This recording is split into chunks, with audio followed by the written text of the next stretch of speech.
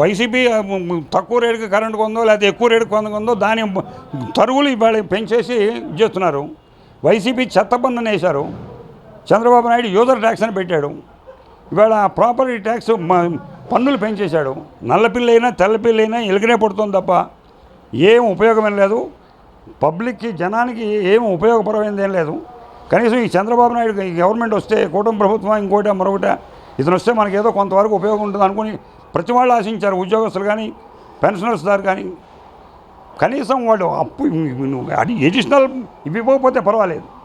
కనీసం పిల్లల చదువులకి లోన్ పెడితే వాళ్ళ పెన్షన్ మీద ఇది పిఎఫ్ మీద లోన్ పెడితే అవి ఇంత మటుకు శాంక్షన్ అవ్వాల.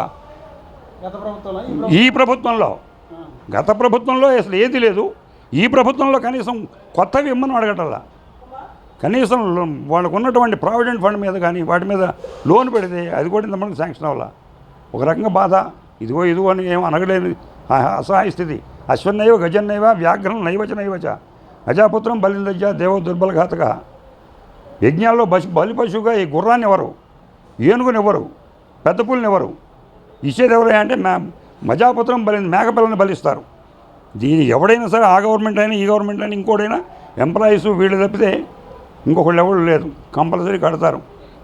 ఇన్కమ్ ట్యాక్స్ కట్టాల్సిన వాళ్ళు ఎగ్గొడితే ఏం పర్వాలేదు. ఎంప్లాయీస్ వీళ్ళకి ఎక్స్టెన్స్ ఇది ఉంటుంది. కంట్రస్ట్ ఎన్ని సర్కమన్సెస్ వీళ్ళు ట్యాక్స్ కట్టాలి. అయ్యుండి వీళ్ళకి రావాల్సిన దాన్ని అడగలేరు. వాళ్ళు ఇవ్వరు. ఇది పరిస్థితి.